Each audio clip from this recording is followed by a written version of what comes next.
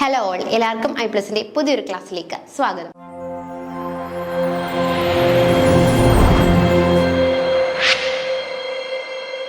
നമ്മൾ ഇന്ന് പുതിയൊരു ടോപ്പിക്കാണ് നോക്കാനായിട്ട് പോകുന്നത്. Microsporogenesis development of microsporangia and male gametophyte അല്ലെ. എങ്ങനെയാണ് മൈക്രോസ്പൊറാഞ്ചിയുടെ ഡെവലപ്മെന്റ്, അത് കൂടാതെ എങ്ങനെയാണ് മെയിൽ ഗെമീറ്റിന്റെ ഡെവലപ്മെന്റ് എന്നൊക്കെയാണ് നമ്മൾ ഇന്നത്തെ ക്ലാസ്സിൽ നോക്കാൻ പോകുന്നത്. അപ്പം നമ്മൾ കുറച്ച് കാര്യങ്ങളൊക്കെ പ്രീവിയസ് ക്ലാസ്സിൽ ഓൾറെഡി പറഞ്ഞിട്ടുണ്ട്. ഫ്ലവറിന്റെ സ്ട്രക്ചർ എങ്ങനെയാണ്, അല്ലെങ്കിൽ അതിന്റെ കാര്യങ്ങളൊക്കെ നമ്മൾ മോർഫോളജി പറഞ്ഞ സമയത്ത് പറഞ്ഞിട്ടുണ്ട്. അപ്പം ഇവിടെ നമുക്ക് ജസ്റ്റ് ഒന്ന് നോക്കാം. അതായത് സസ്യങ്ങളുടെ ലൈംഗിക പ്രത്യുൽപാദന അവയവങ്ങളാണ് പൂക്കൾ എന്ന് പറയുന്നത്. ഇപ്പൊ സസ്യങ്ങൾ എടുക്കുകയാണെങ്കിൽ അവയുടെ ലൈംഗിക പ്രത്യുൽപാദന അവയവങ്ങളെ നമുക്ക് എന്ത് പേരിട്ട് വിളിക്കാം? പൂക്കൾ എന്ന് വിളിക്കാം അല്ലെ. നമുക്കറിയാം, ഒരു പ്ലാന്റ് എടുക്കുകയാണെങ്കിൽ അതിൽ ഏറ്റവും ഭംഗിയുള്ള, എല്ലാവർക്കും ഇഷ്ടപ്പെടുന്ന ഒരു പാർട്ടാണ് ഏതെന്ന് പറയുന്നത്? പൂക്കൾ എന്ന് പറയുന്നത്. സോ ഈ സസ്യങ്ങളുടെ പ്രത്യുൽപാദന അവയവത്തെ നമുക്ക് എന്ത് പേരിട്ട് വിളിക്കാം? പൂക്കൾ എന്ന് വിളിക്കാനായിട്ട് പറ്റും. ഇതാണ് ഒരു പൂവ് എന്ന് പറയുന്നത് അല്ലെ. ഇതിനെ നമുക്ക് എന്ത് വിളിക്കാം? ഒരു പൂവ് എന്ന് നമുക്ക് വിളിക്കാം. സോ ഇതില് നമുക്ക് പാർട്ടുകൾ നോക്കിയേ നമുക്ക് എല്ലാവർക്കും അറിയാവുന്ന പാർട്ടുകളാണ് അല്ലെ. ഇത് ആ പൂവിന്റെ സ്റ്റെമ്മാണ്. അതിൽ ഗ്രീൻ കളർ പ്രൊട്ടക്റ്റീവ് കവറിങ്ങിനെ നമ്മൾ കാലിക്സ് എന്ന് വിളിക്കുന്നു. ഇതിനൊക്കെ മലയാളം വേർഡ്സ് നമ്മൾ ദളപുടം, വിതളം എന്നൊക്കെ ഉള്ളത് നമ്മൾ പഠിച്ചിട്ടുണ്ട് കേട്ടോ. ഞാനിവിടെ ജസ്റ്റ് പറയുന്നേ ഉള്ളൂ. മോർഫോളജിയിൽ ഡീപ്പായിട്ട് പറഞ്ഞിട്ടുണ്ട്. കേസരപ്പുടം ഒക്കെ നമ്മൾ പറഞ്ഞു അല്ലെ. ദെൻ നമുക്കറിയാലേ പിസ്റ്റിലുണ്ട്. പിസ്റ്റിൽ എന്ന് പറയുന്നത് ഫിമെയിൽ റീപ്രൊഡക്റ്റീവ് പാർട്ടാണ്. അതിൽ സ്റ്റൈല്, സ്റ്റിഗ്മ, ഓവർ ഡെവലപ്മെന്റുകൾ ഉണ്ടാവുന്നു. പിന്നെ നമ്മൾ പറഞ്ഞു സ്റ്റേമൻസിൽ ആന്തറും ഫിലമെന്റും ഉണ്ട്. സോ നോക്കി, എന്റെയൊക്കെ മലയാളം വേർഡ്സ് ആണ് ഈ കൊടുത്തിരിക്കുന്നത്. പെറ്റൽ എന്ന് പറയുന്നത് ഇതാണ് നമ്മുടെ പെറ്റൽസ് അല്ലെ. പെറ്റൽസിന്റെ പേരാണ് ദളം എന്ന് നമുക്ക് പറയാം അല്ലെ. പെറ്റൽസ്, ദളം. ഇനി സെപ്പൽസ് ഉണ്ടല്ലേ, സെപ്പൽസ് അതെ നമ്മുടെ ഗ്രീൻ കളറിൽ, ഇതാണ് എന്ത്? വിതളം എന്ന് പറയുന്നത്. ഇനി ഫിലമെന്റ് എന്ന് പറയുമ്പോൾ നമ്മുടെ ആന്തർ ഉണ്ടല്ലേ, ആന്തറിന് ഒരു ഫിലമെന്റും കാണും. അതിന്റെ മുകളിലായിട്ട് എന്തും കാണും? ഫിലമെന്റും കാണും. അതിന്റെ മുകളിലായിട്ട് എന്തും കാണും? നമുക്ക് കേസരം. അപ്പൊ ഇതിനെ ഫിലമെന്റ് ആണ് നമുക്ക് തന്തുകം എന്ന് വിളിക്കുന്നത്.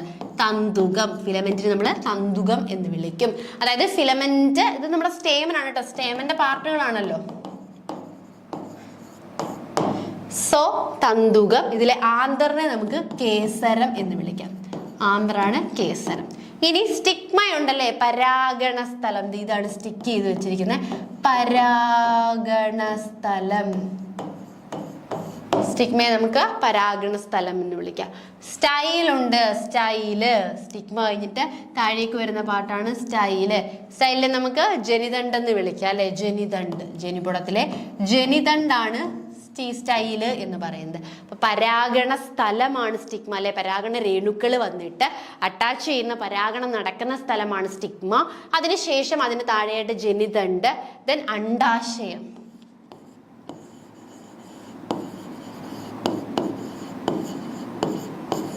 നെക്സ്റ്റ് എന്താണ്?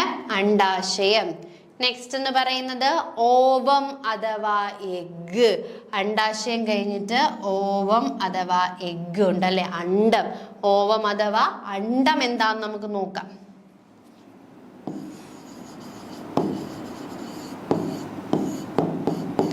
അണ്ഡമാണ് ഓവം എന്ന് പറയുന്നത്. പിന്നെ നമ്മൾ പറഞ്ഞതിനോട്ട് കാലിക്സും കൊറോള എന്ന് പറയുന്നത് എന്താണ്?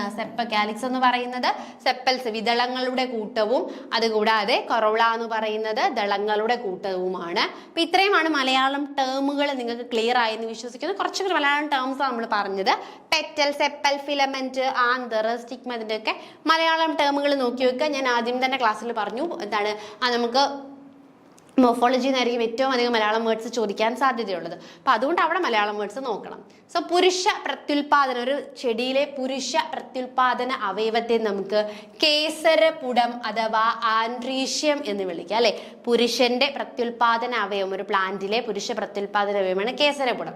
ഈ ആൻഡ്രീഷ്യത്തിന്റെ രണ്ട് പാർട്ടുകൾ കാണും. തന്തുക്കൾ, ഫിലമെന്റ്, ഇതാണ് നമ്മുടെ തന്തുക്കൾ. ദെൻ കേസരം, നമ്മുടെ ആന്തർ അല്ലെ. ആന്തർ എന്ന് പറയുന്നത് കേസരം, ഫിലമെന്റ് എന്ന് പറയുന്ന തന്തുക്കൾ. ഇങ്ങനെ രണ്ട് പാർട്ടുകളായിരിക്കും എന്തിനുള്ളത്? ആൻഡ്രീഷ്യത്തിനുള്ളത്. ഇനി സ്ത്രീ പ്രത്യുൽപാദന അവയവത്തെ നമുക്ക് എന്തെന്ന് വിളിക്കാം? ജനിപുടം എന്ന് വിളിക്കാം. സ്ത്രീ പ്രത്യുൽപാദന അവയവമാണ് ജനിപുടം.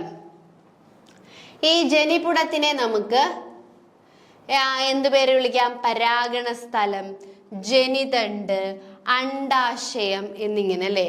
അതിന് 3 ഭാഗങ്ങളുണ്ട്. പരാഗണ സ്ഥലം, ജനിതണ്ട്, അണ്ഡാശയം എന്നിങ്ങനെ ഡിവൈഡ് ചെയ്യാം. ഇനി നെക്സ്റ്റ് എന്ന് പറയുന്നത് stamen, microsporangium and pollen grains. അപ്പൊ ഇത്രയാണ് എന്ന് പറയുന്നത് ജനിപുടം അല്ലെങ്കിൽ ഫീമെയിൽ. ഇനി നമ്മൾ പഠിക്കേണ്ട 3 അത്യാവശ്യമായിട്ടുള്ള ടേമാണ്. സ്റ്റേമന് നമ്മൾ കേസരം എന്നാണ് പറയുന്നത്. മൈക്രോസ്പൊറാഞ്ചിയത്തിന് പറയുന്നതാണ് രേണുപേടകം. അതുകൂടാതെ പോളൻ ഗ്രെയിൻസിന് പരാഗരേണു. ഇത്രയും ടേമുകൾ ആദ്യം നിങ്ങളുടെ മൈൻഡിലേക്ക് ഒന്ന് എന്ത് ചെയ്യുക, വെക്കുക. അതിനുശേഷമേ നമുക്ക് പഠിക്കാൻ പറ്റൂ അല്ലെ. ഇപ്പൊ ടേമുകൾ, അതായത് ഇതൊക്കെ എപ്പോഴും നമ്മൾ പറയും. ഇനി മൈക്രോസ്പൊറാഞ്ചിയ എന്ന് ഒരുപാട് നമ്മൾ കേട്ടിട്ടുണ്ട്. പക്ഷെ രേണുപേടകമാണ് കേട്ടോ. ഇന്നുകൊണ്ട് നമ്മുടെ മനസ്സിൽ രേണുപേടകം. സോ നമുക്ക് നോക്കാം.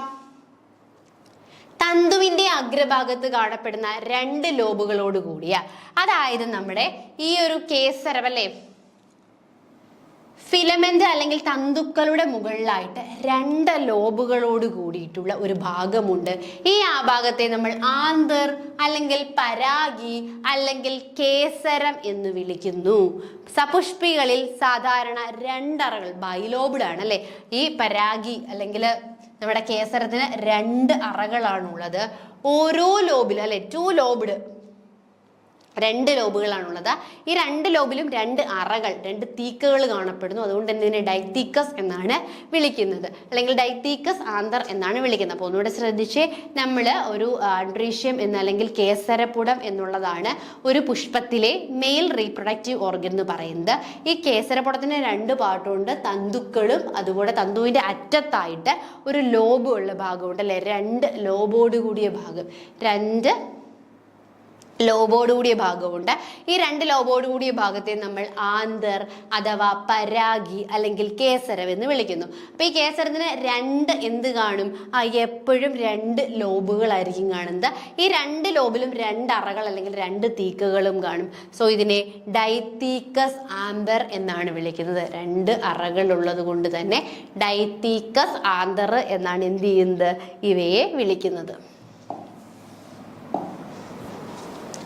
ഓരോ അറകളുടെയും മൂലകളിലായി 2 വീതം രേണുപേടകങ്ങൾ കാണപ്പെടുന്നു. അത് കൂടാതെ ഓരോ അറകൾ അല്ലെ, ഓരോ അറകളുടെയും മൂലകളിലായിട്ട് നമുക്ക് എന്ത് കാണാൻ പറ്റും? രേണുകാപേടങ്ങൾ. എന്താ രേണുപേടകങ്ങൾ എന്ന് പറഞ്ഞത്? രേണുപേടകം മൈക്രോസ്പൊറാഞ്ചിയം. ഓരോ അറകളിലും 2 വീതം എന്ത് നമുക്ക് കാണാൻ പറ്റും? രേണുകാപേടകങ്ങളെ കാണാൻ പറ്റും. രേണുകാപേടങ്ങൾ വികാസം പ്രാപിച്ച്, ഈ രേണുകാപേടങ്ങൾ മൈക്രോസ്പൊറാഞ്ചിയം വികാസം പ്രാപിച്ച് രേണുസഞ്ചികളായിട്ട് മാറുന്നു. ഇവയിലാണ് പരാഗരേണുക്കൾ, ഈ രേണുസഞ്ചിയിലാണ് എന്ത് ഫോം ചെയ്യുന്നത്? പരാഗരേണുക്കള് ഉണ്ടാവുന്നത്.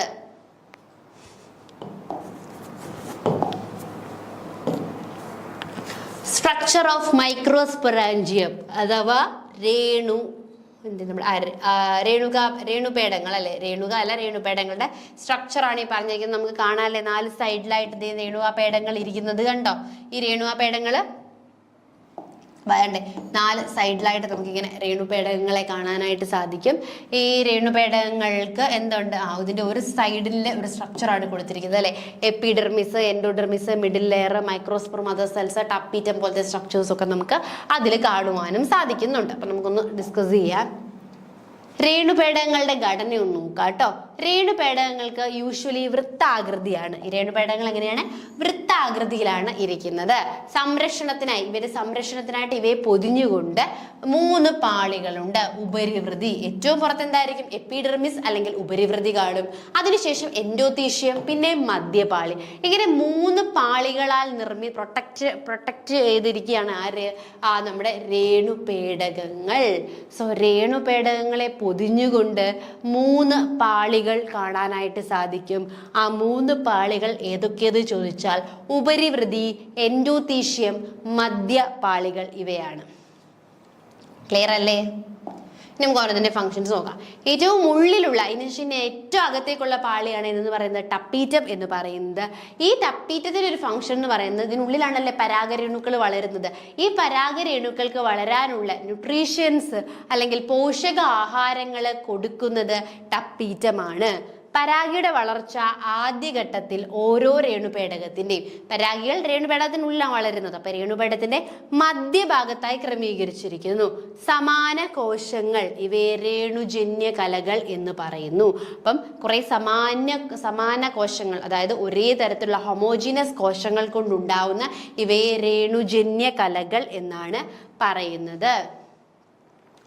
രേണുജന്യ കലകളിലെ ഓരോ കോശത്തിനും മൈക്രോസ്പോർ ആകാനുള്ള കഴിവുണ്ട്. അതിനാൽ അവ ഓരോന്നും രേണു മാതൃകോശമായിട്ട് വർത്തിക്കുകയും ചെയ്യുന്നു. അപ്പോൾ രേണുജന്യ കലകളിലെ ഓരോ കോശം എടുക്കുകയാണെങ്കിലും ഈ ഓരോ കോശം എന്തായിട്ട് മാറും? മൈക്രോസ്പോർ ആയിട്ട് മാറുന്നുണ്ട്. അതിനുശേഷം അവ ഓരോന്നും മൈക്രോസ്പോർ മദർ സെൽസ് അല്ലെങ്കിൽ രേണു മാതൃകോശമായി വർത്തിക്കുന്നു. ഒന്നുകൂടി ഞാൻ ഈ പറഞ്ഞ കാര്യങ്ങൾ ഒന്ന് റിപ്പീറ്റ് ചെയ്യാം, അപ്പം നിങ്ങൾക്ക് കുറച്ചും കൂടി ക്ലിയർ ആവും. അപ്പം നമ്മളത് മൈക്രോസ്പോറോജെനിസിസ് അല്ലെങ്കിൽ മൈക്രോസ്പോറോജെനിസിസ് എന്ന് പറയുന്നത് മെയിൽ ഗമീറ്റിന്റെ ഫോർമേഷൻ അല്ലെങ്കിൽ മൈക്രോസ്പോർ എന്ന് പറയുന്നത് ശരിക്കും എന്താണ്? മെയിൽ ഗമീറ്റ് ആണ് അല്ലെ. അപ്പൊ ഈ മെയിൽ ഗമീറ്റിന്റെ ഫോർമേഷൻ എങ്ങനെയാണെന്നാണ് നമ്മൾ എന്ത് ചെയ്യുന്നത് ഈ ഒരു ക്ലാസ്സിൽ ഡിസ്കസ് ചെയ്യുന്നത്. മൈക്രോസ്പോറിന്റെ അല്ലെങ്കിൽ മൈക്രോസ്പോറോജെനിസിസ് എന്ന് പറയുന്നത് മൈക്രോസ്പോറിന്റെ പ്രൊഡക്ഷനെയാണ് നമ്മൾ എന്തെന്ന് വിളിക്കുന്നത്? മൈക്രോസ്പോറോജെനിസിസ് എന്ന് വിളിക്കുന്നത്. ഈ മൈക്രോസ്പോറോജെനിസിസ് അല്ലെങ്കിൽ മെയിൽ ഗമീറ്റിന്റെ ഡെവലപ്മെന്റ് എങ്ങനെയാണെന്ന് നമുക്ക് നോക്കാം. അതായത് സസ്യങ്ങളിൽ മെയിൻലി നമ്മൾ എന്താണ് പറയേണ്ടത്? കേസരപുടം എന്നാണ് എന്തിനെ അറിയപ്പെടുന്നത്? മെയിൽ റീപ്രൊഡക്റ്റീവ് പാർട്ടിനെ അറിയപ്പെടുന്നത് കേസരപുടം എന്നാണ്. ഈ കേസരപുടത്തില് തന്തുവിന്റെ അഗ്രഭാഗത്ത് കാണപ്പെടുന്ന ലോബുകളോട് ഇതിനെന്ത് കാണും? ഒരു തന്തു കാണും. ഈ തന്തുവിന്റെ മുകളിലായിട്ട് എന്ത് നമുക്ക് കാണാൻ പറ്റും? ഒരു തന്തുവിന്റെ അഗ്രഭാഗത്തായിട്ട് നമുക്ക് ആന്തർ അല്ലെങ്കിൽ പരാഗി അല്ലെങ്കിൽ കേസരം എന്നൊക്കെ അറിയപ്പെടുന്ന ഒരു ഭാഗം കാണാൻ പറ്റും. ഈ സപുഷ്പികൾ എടുക്കുക, ആൻജിയോസ്പേം പ്ലാന്റ്സുകൾ എടുക്കുകയാണെങ്കിൽ അവയ്ക്ക് എന്ത് കാണും? 2 ലോബ്സ് കാണും. ഈ 2 ലോബ്സിനുള്ളിൽ 2 വിധം അറകൾ അല്ലെങ്കിൽ 2 അറകൾ കാണാനായിട്ട് സാധിക്കും. അതിനെ തീക്ക എന്ന് വിളിക്കുന്നു. സോ ബൈതീക്കസ് ആയിട്ടുള്ള ബൈലോബിഡ് ആയിട്ടുള്ള ആന്തറായിരിക്കും എവിടെ കാണപ്പെടുന്നത്? സപുഷ്പികളിൽ കാണപ്പെടുന്നത്. ഇനി ഓരോ അറകളുടെയും ഇങ്ങനത്തെ ഓരോ അറകളുടെ മുകളിലായിട്ട് നമുക്ക് എന്ത് കാണാം? രേണുപേടങ്ങൾ അല്ലെങ്കിൽ മൈക്രോസ്പൊറാഞ്ചിയം കാണാനായിട്ട് സാധിക്കും. രേണുപേടങ്ങൾ വികസം പ്രാപിച്ചിട്ട് എന്ത് ചെയ്യുന്നു? രേണുസഞ്ചികളായിട്ട് മാറുകയാണ് ചെയ്യുന്നത്. ഈ രേണുസഞ്ചിയിലാണ് എന്ത് ഫോം ചെയ്യുന്നത്? പരാഗരേണുക്കൾ ഫോം ചെയ്യുന്നത്. രേണുസഞ്ചിയിലാണ് പരാഗരേണുക്കൾ ഫോം ചെയ്യുന്നത്. സോ ഓരോ അറയുടെയും മുകളിലായിട്ട് അല്ലെ, ഓരോ അറ എടുക്കുകയാണെങ്കിൽ ഓരോ അറയുടെയും മുകളിലായിട്ട് എന്ത് നമുക്ക് കാണാൻ പറ്റും? രേണു പേടകങ്ങൾ നമുക്ക് കാണാൻ പറ്റും. ഈ രേണുപാടങ്ങൾ എന്തായിട്ട് മാറുന്നു? വികാസം പ്രാപിച്ചിട്ട് അത് രേണുസഞ്ചികളായിട്ടാണ് മാറുന്നത്. ഈ രേണുസഞ്ചികളിലാണ് എന്തുണ്ടാവുന്നത്? പരാഗരേണുക്കൾ ഉണ്ടാവുന്നത്. ഇനി ഈ രേണുപേടകങ്ങൾക്ക് യൂഷ്വലി വൃത്താകൃതിയായിരിക്കും. ഇവയെ ആവരണം ചെയ്തുകൊണ്ട് മെയിൻലി 3 ലെയേഴ്സ് നമുക്ക് കാണാം. ഉപരിവൃതി, എൻഡോത്തീക്യം, മിഡിൽ ലെയർ എന്ന് പറഞ്ഞ് 3 ലെയേഴ്സ് കാണും. പ്രൊട്ടക്റ്റീവ് ഫംഗ്ഷൻസ് ആയിട്ടുള്ള 3 ലെയേഴ്സ്. അതിൻ്റെ ഉള്ളിലായിട്ടൊരു ലെയർ കൂടിയുണ്ട്. ആ ലെയറിനെ നമുക്ക് ടപ്പീറ്റം എന്ന് വിളിക്കാം. ടപ്പീറ്റത്തിൻ്റെ ഫംഗ്ഷൻ എന്താണെന്ന് ചോദിച്ചു കഴിഞ്ഞാൽ പ്രോപ്പറായിട്ട് എന്ത് കൊടുക്കുക? വളർന്നു വരുന്ന നമ്മുടെ രേണുക്കൾക്ക് പ്രോപ്പറായിട്ടുള്ള ന്യൂട്രീഷൻ കൊടുക്കുക എന്നുള്ളതാണ്. പരാഗിയുടെ വളർച്ച ആദ്യഘട്ടത്തിൽ രേണുപേടകത്തിന് ഈ പരാഗിയുടെ വളർച്ച എന്ന് പറയുന്നത് ആദ്യം രേണുപേടകത്തിന്റെ മധ്യത്തിലായിരിക്കും. അത് ഒരേപോലെയുള്ള ഹോമോജീനസ് ടിഷ്യൂസ് കൊണ്ടായിരിക്കും നിർമ്മിച്ചിരിക്കുന്നത്. ഇവയെ നമുക്ക് എന്തെന്ന് വിളിക്കാം? രേണുജന്യ കലകൾ എന്ന് വിളിക്കാം. ഇവയെ നമുക്ക് സ്പൊറോജീനസ് ടിഷ്യൂ അല്ലെങ്കിൽ രേണുജന്യ കലകൾ എന്നാണ് വിളിക്കുന്നത്. ഈ രേണുജന്യ കലകളിലാണ് മൈക്രോസ്പോർ ഉണ്ടാവുന്നത്. ഈ മൈക്രോസ്പോർ ആണ് പിന്നീട് മൈക്രോസ്പോർ മദർ സെൽസ് ആയിട്ട് ഡെവലപ്പ് ആവുന്നത്. ഇനി പരാഗരേണുവിന്റെ രൂപീകരണം.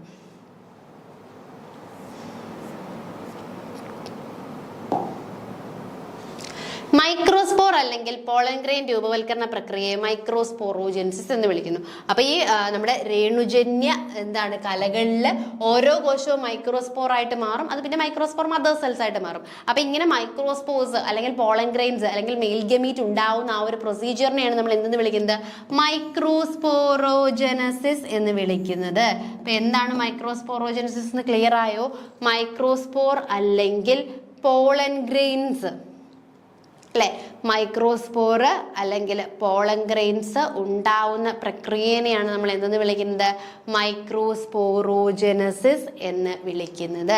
അപ്പം മൈക്രോസ്പോർ ഉണ്ടാവുന്ന ആ ഒരു പ്രക്രിയനെയാണ് നമ്മൾ എന്തെന്ന് വിളിക്കുന്നത്?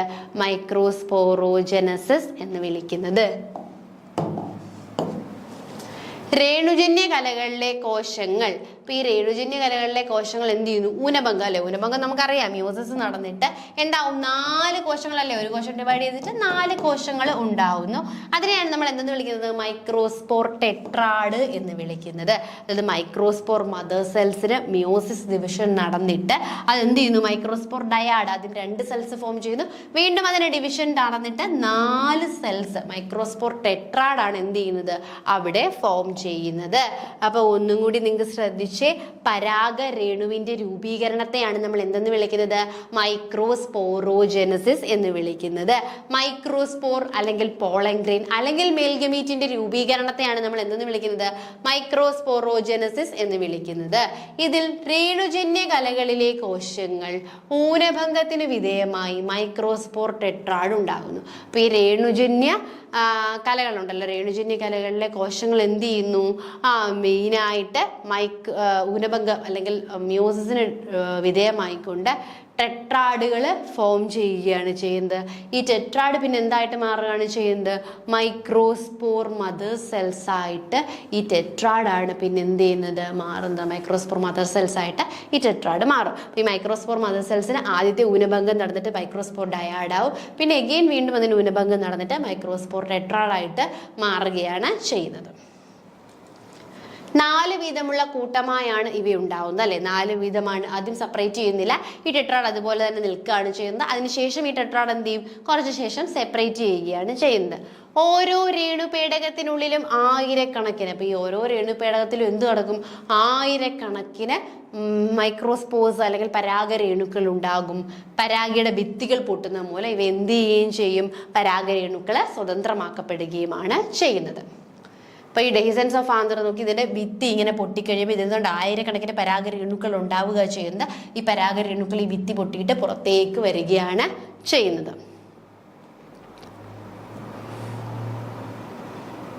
ഒന്നും കൂടി നമുക്കൊന്ന് പറയാം. ആയതുകൊണ്ട് ഞാൻ ഒന്നും കൂടി ഒന്ന് റിപ്പീറ്റ് ചെയ്യാം. വളരെ സിമ്പിൾ, ഇമ്പോർട്ടൻ്റ് കാര്യങ്ങൾ മാത്രമേ ഉൾക്കൊള്ളിച്ചിട്ടുള്ളൂ. അതായത് നമ്മുടെ മെയിൽ ഭാഗത്തിനാണ് കേസരപടം എന്ന് പറയുന്നത്. കേസരപടത്തില് തന്തുക്കൾ കാണും. തന്തുക്കളുടെ മുകളിലായിട്ട് ഒരു ലോബുഡ് സ്ട്രക്ചർ ഉണ്ട്. അതിനെയാണ് നമ്മൾ കേസരം അല്ലെങ്കിൽ പരാഗി എന്ന് വിളിക്കുന്നത്. സപുഷ്പികൾ എടുക്കുകയാണ് എങ്കിൽ ഈ സപുഷ്പികളിൽ നമുക്ക് സാധാരണയായിട്ട് എന്ത് കാണാൻ പറ്റും? 2 അറകൾ കാണാനായിട്ട് പറ്റും അല്ലെ? സപുഷ്പികളിൽ 2 അറകൾ നമുക്ക് കാണാനായിട്ട് പറ്റും. ഈ 2 അറകൾ അല്ലെങ്കിൽ 2 ലോബുകൾ കാണാം. ഈ 2 ലോബുകളിലും എന്തുണ്ട്? 2 വീതം തീക്കാസും കാണുവാനായിട്ട് സാധിക്കുന്നു. അതുകൊണ്ട് തന്നെ ഡൈതീക്കസ് അല്ലെ തീക്കസ് ആന്തർ എന്നാണ് വിളിക്കുന്നത്. ഇനി ഓരോ അറകളുടെയും മുകളിലായിട്ട് വൃത്താകൃതിയിൽ നമുക്ക് രേണുപേടങ്ങൾ അല്ലെങ്കിൽ മൈക്രോ സ്പൊറാഞ്ചിയം കാണാനായിട്ട് പറ്റും. ഈ രേണുപേടങ്ങൾ വികാസിച്ചാണ് രേണുസഞ്ചികളായിട്ട് മാറുന്നത്. ആ രേണുസഞ്ചിക്കുള്ളിലാണ് പരാഗ രേണുക്കൾ അല്ലെങ്കിൽ മെയിൽ ഗമീറ്റ്സ് ഫോം ചെയ്യുന്നത്. രേണുപേടങ്ങളുടെ ഘടന ചോദിച്ചു കഴിഞ്ഞാൽ വൃത്താകൃതിയിലാണ് ഇരിക്കുന്നത്. ഇവയ്ക്ക് 4 ചുറ്റിക്കൊണ്ട് 3 ലെയേഴ്സുകളുണ്ടല്ലേ? എപ്പിഡെർമിസ്, എൻഡോത്തീക്കിയം, മിഡിൽ ലെയർ എന്ന് പറഞ്ഞ 3 പ്രൊട്ടക്റ്റീവ് ലെയേഴ്സും ഉള്ളിലായിട്ട് ടപ്പീറ്റം എന്ന് പറയുന്ന ഒരു ലെയർ. ഈ ടപ്പീറ്റമാണ് വളർന്നു വരുന്ന പരാഗ രേണുക്കൾക്ക് ആവശ്യമായ പോഷകങ്ങളും മറ്റും നൽകുന്നത്. ഇനി പരാഗിയുടെ ആദ്യത്തെ വളർച്ച ഈ രേണുപേടകത്തിന്റെ അതായത് മൈക്രോസ്പൊറാഞ്ചിയത്തിന്റെ മധ്യത്തിലായിരിക്കും ഉണ്ടാവുന്നത്. ഇത് ഒരേപോലത്തെ സമാന കലകൾ ചേർന്നിട്ടാണ് ഉണ്ടാവുന്നത്. ഇവയെ നമ്മൾ എന്തെന്ന് വിളിക്കുന്നു? രേണുജന്യ കലകൾ എന്നാണ് വിളിക്കുന്നത്. ഇവയെ നമ്മൾ രേണുജന്യ കലകൾ എന്ന് വിളിക്കുന്നു. ഇനി ഈ രേണുജന്യ കലകളിലെ ഓരോ കോശങ്ങളും എന്തായിട്ട് മാറും? മൈക്രോസ്പോർസ് ആയിട്ട് മാറാനുള്ള ഒരു കഴിവുണ്ട്. അതിനെയാണ് മാതൃകോശമായിട്ട്, അത് മൈക്രോസ്പോർ മദർ സെൽസ് ആയിട്ട് മാറും.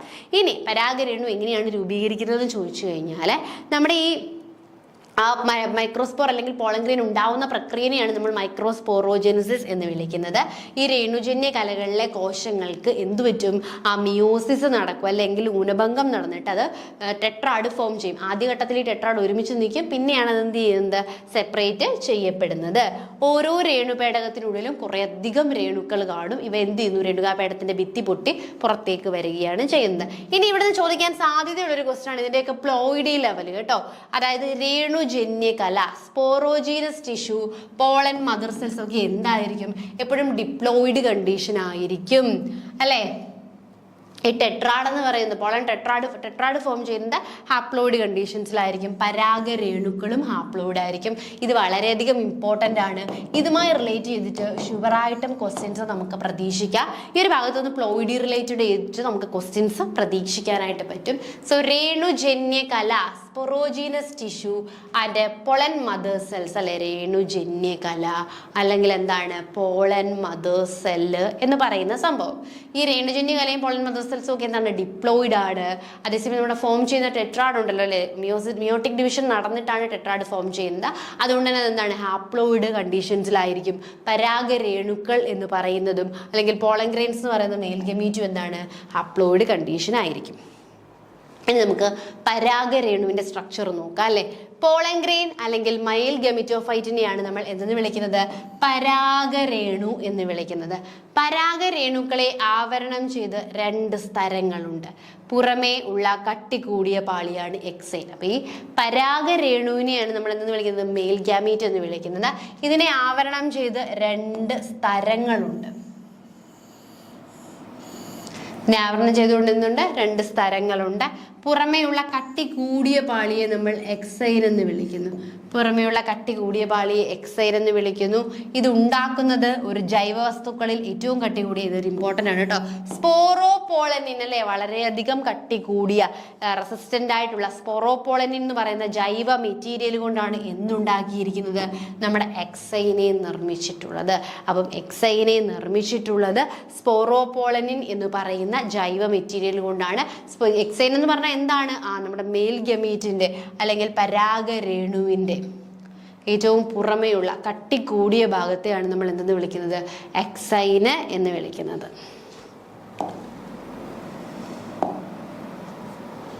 സ്പോറോപോളനിൻ കാണപ്പെടാത്ത, അപ്പൊ ഇതിനകത്ത് നമ്മൾ പറഞ്ഞു ഈ ഒരു എക്സൈൻ എന്ന് പറയുന്ന ഈ ഒരു കട്ടിയുള്ള ഭാഗം മുഴുവൻ നിർമ്മിച്ചിരിക്കുന്നത് എന്താണ്? സ്പോറോപോളനിൻ കൊണ്ടാണ്. എന്നാൽ ചെറിയ ഭാഗത്ത് ആരെ കാണാൻ നമുക്ക് സാധിക്കില്ല? ഈ ഒരു സ്പോറോപോളനിനെ കാണാനായിട്ട് സാധിക്കില്ല. അങ്ങനെ സ്പോറോപോളനിൻ കാണപ്പെടാത്ത ഭാഗത്തെ നമ്മൾ ജേംപോർ എന്ന് പറയുന്നു. പരാഗരേണുക്കളിൽ ഫോസിൽ ജീവാംശമായിട്ട് നിലനിർത്തുന്നത് സ്പോറോപോളിനാണ് കേട്ടോ. അപ്പൊ ഈ ഒരു ഫോസിൽ ജീവാംശമായിട്ട് അല്ലെങ്കിൽ ഫോസിലായിട്ട് നിലനിർത്തുന്നത് ഇത്രയും റെസിസ്റ്റന്റ് ആയിട്ടുള്ള സ്പോറോപോളിനാണ്. എക്സൈൻ നിർമ്മിച്ചിട്ടുള്ളത് സ്പോറോപോളനിൻ കൊണ്ടാണ്. എന്നാൽ എക്സൈനിൽ തന്നെ സ്പോറോപോളിൻ ഇല്ലാത്ത കുറച്ച് ഭാഗമുണ്ട്, അതിനെ നമ്മൾ ജേംപോർ എന്ന് വിളിക്കുന്നു. ഇനി അകത്തെ പാളി എന്ന് പറയുന്നത് ഇൻറ്റൈൻ ആയിരിക്കും അല്ലെ. എക്സൈൻ അകത്തെ പാളി ഇൻറ്റൈൻ ആയിരിക്കും. അതെപ്പോഴും നിർമ്മിച്ചിരിക്കുന്നത് എന്തുകൊണ്ടാണ്? സെല്ലുലോസും പെക്റ്റിനും ഒക്കെ കൊണ്ടാണ് എന്ത് നിർമ്മിച്ചിരിക്കുന്നത്? നമ്മുടെ ഇൻറ്റൈൻ നിർമ്മിച്ചിരിക്കുന്നത്. അതും വളരെ കനം കുറഞ്ഞ കട്ടി കുറഞ്ഞ ഒരു പാളിയാണ്. പൂർണ്ണ വളർച്ചയെത്തിയ പരാഗരേണുക്കളിൽ 2 കോശങ്ങളുണ്ട്. അപ്പൊ ഈ പൂർണ്ണ വളർച്ചയെത്തിയ ഒരു പരാഗരേണുവിന് 2 ലെയേഴ്സ് നമുക്ക് കാണാൻ പറ്റും, എക്സൈനും ഇൻറ്റൈനും. ഏറ്റവും പുറത്തെ കട്ടിയുള്ള ലെയറാണ് എക്സൈൻ, സ്പോറോപോളനിൻ കൊണ്ട് നിർമ്മിച്ചിരിക്കുന്നു. അതില്ലാത്ത ഭാഗത്തെ നമ്മൾ ജേംപോർ എന്ന് വിളിക്കുന്നു. ഇപ്പൊ ഫോസിലായിട്ടൊക്കെ നിലനിർത്തുന്ന ഈ സ്പോറോപോളനിനാണ്. പിന്നെ കാൽപെക്റ്റിൻ കൊണ്ട് നിർമ്മിച്ചിട്ടുള്ള അല്ലെ, സെല്ലുലോസും പെക്റ്റിനും കൊണ്ട് നിർമ്മിച്ചിട്ടുള്ള ഒരു ഇൻറ്റൈൻ ആണ് അകത്തെ സ്ട്രക്ചർ. ഇതിന്റെ ഒരു കനം കുറഞ്ഞ പാളിയാണ്. ഇനി പൂർണ്ണ വളർച്ച എത്തിയ ഒരു പരാഗരേണു പൂർണ്ണമായിട്ടുള്ള വളർച്ച എത്തി എന്ന് വിചാരിച്ചു. അങ്ങനെ പൂർണ്ണ വളർച്ച എത്തിയതിന് 2 തരത്തിലുള്ള കോശങ്ങൾ കാണാം. കായിക കോശം, ജനറേറ്റീവ് കോശം. കായിക കോശം അല്ലെങ്കിൽ വെജിറ്റേറ്റീവ് കോശവും ജനറേറ്റീവ് കോശവും. കായിക കോശം എന്ന് പറയുമ്പോൾ കായികം ഓർത്താൽ മതി അല്ലെ. കായിക കോശം എന്ന് പറയുന്നത് വളരെ വലുതും മർമ്മമുള്ളതും വ്യക്തമായ ആകൃതിയില്ല. കായിക കോശം എന്ന് പറഞ്ഞാൽ വലുതാണ്, അതിലെന്ത് നമുക്ക് കാണാൻ പറ്റും? മർമ്മം കാണാൻ പറ്റും, എന്നാൽ വ്യക്തമായ ഷേപ്പ് ഒന്നുമില്ല. ഈ കായിക കോശത്തിനുള്ളില് ഒഴുകി നടക്കുന്ന ചെറിയ ഒരു കോശമാണ് ആരെന്ന് പറയുന്നത്? നമ്മുടെ ജനറേറ്റീവ് കോശം എന്ന് പറയുന്നത്. ഇതിനും എന്തുണ്ട്? ഒരു മർമ്മം കാണും. ഒരു സ്പിൻഡിൽ ഷേപ്പിലായിരിക്കും ആര് കാണപ്പെടുന്നത്? ഈ ജനറേറ്റീവ് കോശം കാണുന്നത്. അപ്പോൾ ഫുള്ളി മെച്ചുർ ആയിട്ടുള്ളൊരു പോളൻ ഗ്രെയിന് അല്ലെങ്കിൽ നമ്മുടെ എന്താണ് പരാഗരേണു എടുക്കുകയാണെങ്കിൽ ഈ പരാഗരേണുവിൽ നമുക്ക് രണ്ട് ഭാഗങ്ങൾ കാണാൻ പറ്റും. ജനറേറ്റീവ് സെൽസ് അല്ലെ, ജനറേറ്റീവ് കോശവും വെജിറ്റേറ്റീവ് കോശവും. കായിക കോശവും കാണാം, ജനറേറ്റീവ് സെൽസും കാണാം. ഇതിൽ കായിക കോശം ഉണ്ടല്ലോ, വെജിറ്റേറ്റീവ് കായിക കോശം. ഈ കായിക കോശത്തിന്റെ പ്രത്യേകത എന്ന് പറഞ്ഞാൽ ഇതൊരു ഷേപ്പ്ലെസ് ആയിട്ടുള്ള ന്യൂക്ലിയസ് ഉള്ള വലിയൊരു കോശമാണ്. ഈ കോശത്തിന്റെ ഉള്ളിൽ എന്താണ് ഒഴുകി നടക്കുന്ന ഒരു ചെറിയ കോശത്തിനെയാണ് നമ്മൾ എന്തെന്ന് വിളിക്കുന്നത്? ജനറേറ്റീവ് കോശം എന്ന് വിളിക്കുന്നത്. സ്പിൻഡിൽ ഷേപ്പ് ആയിരിക്കും. അതിനും എന്ത് കാണാൻ പറ്റും? നമുക്ക് മർമ്മം കാണാനായിട്ട് പറ്റും. നോക്കി, ഇതാണ് നമ്മുടെ പോളൻ ഗ്രെയിൻസ് കേട്ടോ. ഇതൊരു പോളൻ ഗ്രെയിൻ്റെ സ്ട്രക്ചറാണ്. ഈ പോളൻ ഗ്രെയിൻ നമുക്ക് മനസ്സിലാവും. പോളൻ ഗ്രെയിൻസിൽ എന്തുണ്ട്? എക്സൈൻ ഉണ്ട് അല്ലേ, എക്സൈൻ ഉണ്ട്. എക്സൈൻ നിർമ്മിച്ചിരിക്കുന്നത് സ്പൊറോപോളനിൻ കൊണ്ടാണ്. ഈ സ്പൊറോപോളനിൻ ഇല്ലാത്ത ഭാഗത്തെയാണ് നമ്മൾ എന്തെന്ന് വിളിക്കുന്നത്? ജേം പോർ എന്ന് വിളിക്കുന്നത്. നമുക്ക് ഇത്രയും ഭാഗത്തെല്ലാം സ്പൊറോപോളനിൻ വരുന്നുണ്ട് അല്ലേ. അപ്പോൾ ആ സ്പൊറോപോളനിൻ ഇല്ലാത്ത ആ ഒരു പെർട്ടിക്കുലർ ഭാഗമാണ് ജേം പോർ എന്ന് വിളിക്കുന്നത്. അതിനുശേഷം നമ്മൾ ഇൻറ്റെയിനിലേക്ക് വരും അല്ലേ. സെല്ലുലോസും പെക്റ്റിനും കൊണ്ട് നിർമ്മിച്ചിട്ടുള്ള കട്ടി കുറഞ്ഞ പാളിയാണ് ഇൻറ്റെയിൻ എന്ന് പറയുന്നത്. പിന്നെ നമ്മൾ എന്താണ് പറഞ്ഞത്? അതിനുള്ളിൽ വെജിറ്റേറ്റീവ് സെൽസും ഉണ്ട്, ജനറേറ്റീവ് സെൽസും ഉണ്ടെന്ന് പറഞ്ഞു അല്ലേ. വെജിറ്റേറ്റീവ് സെൽസ് എന്ന് പറയുന്നത് സെൽസിനുള്ളിലെ വലുതായിട്ടുള്ളൊരു സെല്ലാണ്, വലുതായിട്ടുള്ള ഭാഗമാണ്. അതിനുള്ളിൽ വെജിറ്റേറ്റീവ് ന്യൂക്ലിയസും കാണും. ഇനി ഈ വെജിറ്റേറ്റീവിനുള്ളിൽ കാണപ്പെടുന്ന ചെറിയ ഒരു സ്പിൻഡിൽ ഷേപ്ഡ് സെൽസിനെയാണ് നമ്മൾ എന്തെന്ന് വിളിക്കുന്നത്? ജനറേറ്റീവ് സെൽസ് എന്ന് വിളിക്കുന്നത്. ഈ കാര്യങ്ങളൊക്കെ നമ്മൾ പറഞ്ഞതാണ് അല്ലേ. ഇനി അലർജി ഉണ്ടാക്കുന്ന, പുംബീജങ്ങൾ ഉണ്ടാക്കുന്ന ഒരു സസ്യമാണ് പാർത്തീനിയം അല്ലെങ്കിൽ ക്യാരറ്റ് ഗ്രാസ്. അപ്പോൾ നമ്മൾ ഇത് ജസ്റ്റ് ഒരു അഡീഷണൽ പോയിന്റ് എന്ന പോലെയേ ഉള്ളൂ. നമ്മൾ പോളൻ ഗ്രെയിൻസിനെ കുറിച്ച് പഠിക്കുന്ന സമയത്ത് പോളൻ അലർജീസ് ഉണ്ടല്ലേ, അപ്പോൾ അതിനെക്കുറിച്ച് ഒന്ന് പറഞ്ഞതേ ഉള്ളൂ. എന്താണ് ഈ ക്യാരറ്റ് ഗ്യാസ് അല്ലെങ്കിൽ പാർത്തീനിയം എന്ന് പറയുന്ന പ്ലാന്റിന്റെ പോളൻസ് ഒരുപാട് പേരിൽ എന്തുണ്ടാക്കുന്നുണ്ട്? അലർജീസ് ഉണ്ടാക്കുന്നുണ്ട്. അതുകൂടാതെ ഈ പരാഗരേണുക്കൾ അല്ലെങ്കിൽ പോളൻ ഗ്രെയിൻസ് എന്താണ്? വളരെ ന്യൂട്രീഷ്യസ് ആയിട്ടുള്ള അല്ലെങ്കിൽ പോഷക സമൃദ്ധമായതുകൊണ്ട് തന്നെ അതിനെ നമ്മൾ എഡിബിൾ ആയിട്ടുള്ള ക്യാപ്സ്യൂളുകളായിട്ടും അല്ലെങ്കിൽ ഭക്ഷണത്തിലും ഒക്കെ ഉപയോഗിക്കാറുണ്ട്. പരാഗരേണുക്കൾ അവയുടെ ജീവക്ഷമത നഷ്ടപ്പെടുന്നതിന് മുമ്പ് ബീജസംയോഗത്തിനായി പരാഗണ സ്ഥലത്തു എത്തിച്ചേരണം. അപ്പൊ അതുകൂടാതെ ഈ പരാഗരേണുക്കൾ ഇങ്ങനെ ഫോം ചെയ്ത് ഈ സ്ട്രക്ചറൊക്കെ ആയി മെച്ചുറായിട്ട് അവിടെ തന്നെ ഇരുന്നാൽ പോരാ, പരാഗണം നടക്കണം അല്ലെ. നടക്കണമെങ്കിൽ നമ്മൾ എവിടെ എത്തണം? പരാഗണ സ്ഥലം അല്ലേ, അല്ലെങ്കിൽ നമ്മുടെ ജനിപുടത്തിന്റെ ഭാഗമായിട്ടുള്ള ഫീമെയിൽ റീപ്രൊഡക്റ്റീവ് ഓർഗനാണ് ജനിപുടം എന്ന് പറയുന്നത്. ഈ ജനിപുടത്തിന്റെ ഭാഗമായിട്ടുള്ള ആ ഒരു സ്റ്റിഗ്മയിൽ എന്ത് ചെയ്യണം? ആ ഒരു പ്ലാന്റ് സേഫ് ആയിട്ട് വന്ന് ഇവിടെ ലാൻഡ് ചെയ്ത സ്റ്റിഗ്മയിൽ വന്ന് ഇരിക്കണം. എങ്കിൽ മാത്രമേ പരാഗണം നടക്കൂ. അനേകം സ്പീഷീസുകളുടെ പരാഗണ രേണുക്കൾ അല്ലെങ്കിൽ അതുപോലെ തന്നെ ഈ പരാഗരേണുക്കൾ നമുക്ക് എന്ത് ചെയ്യാൻ പറ്റും? വർഷങ്ങളോളം സൂക്ഷിച്ചു വെക്കുവാനായിട്ട് പറ്റും അല്ലേ. അങ്ങനെ സൂക്ഷിച്ചു വെക്കുന്ന ആ ഒരു എന്തിലാണ് സൂക്ഷിച്ചു വെക്കുന്നത്? ഇതൊരു ഇമ്പോർട്ടൻറ്റ് ക്വസ്റ്റ്യൻ ആണ് കേട്ടോ, പലതവണ ചോദിച്ചിട്ടുണ്ട്. ക്രയോ പ്രിസർവേഷനിൽ ഉപയോഗിക്കുന്ന ഇതേതാണെന്ന്. സോ പരാഗരേണുക്കൾ സൂക്ഷിച്ചു വെക്കുന്നത് നമ്മുടെ ലിക്വിഡ് നൈട്രജനിൽ ഇത് മൊത്തത്തിൽ നോക്കണം, -196 ഡിഗ്രി സെൽഷ്യസിലാണ് എന്ത് ചെയ്യുന്നത്?